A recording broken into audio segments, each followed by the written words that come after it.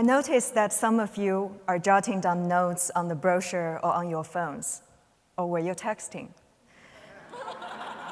What are you going to do with these notes later? Throw away? Turn into a diary? A tweet? Or just forget?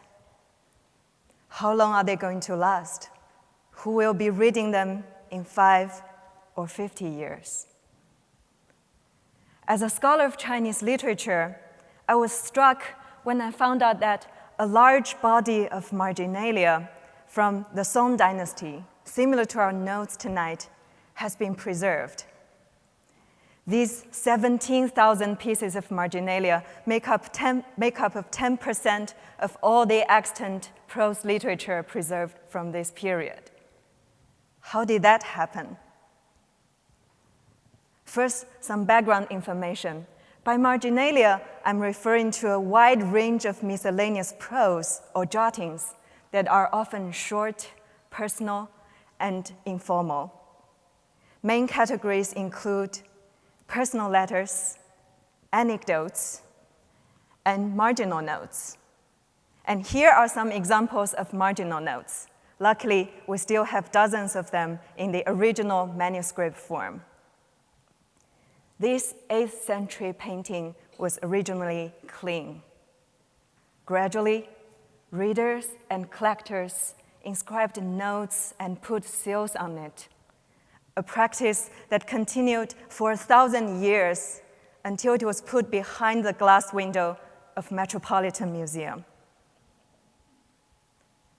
For calligraphy, later readers attached pieces of paper at the end or even at the beginning of the original piece and wrote marginal notes on it, making it into a scroll that keeps on growing.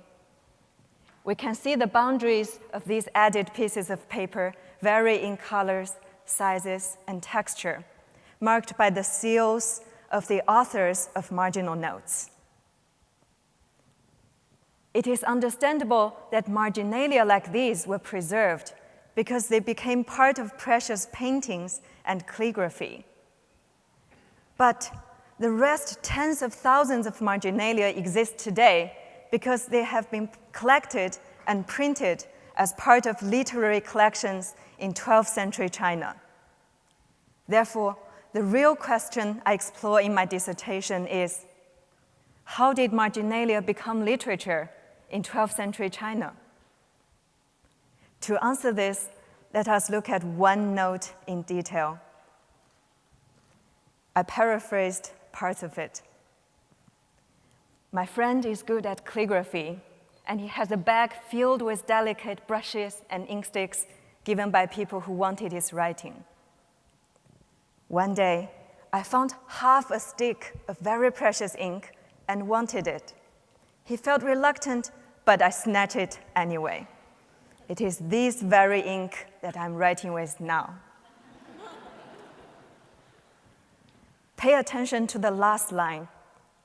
By highlighting the ink he was using, the author, Su Shi, made this piece a vignette of the very moment of his composition. And here lies the most important reason of 12th century people's fascination with marginalia. They are self-referential and remind the readers of the vivid details of the moment of writing, be it the pattern of the paper, the quality of the ink, or the way the author waves his brush. Such features of these kinds of notes create an intimate bond between the reader and the author of the previous era. And such a bond was especially important for readers of the early and mid-12th century.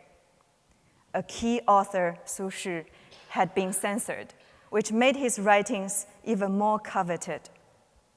Additionally, in 1120s, the Song dynasty lost most of its land north of the Yangtze River, and the imperial court fled to the south. In the wake of the loss of the northern capital, these marginalia served as nostalgic mementos of the glorious literary culture of the lost North. These factors coupled with fierce competition among publishers to produce the most complete literary collections in print, led to the flourishing of marginalia culture and their establishment as new literary genres. Now, why is the story of marginalia from 800 years ago important for us?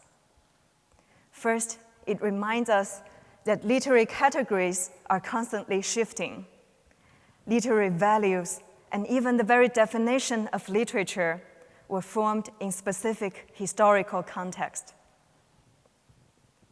Concepts and objects often gained new value and meanings that were drastically different from what was conceived for them.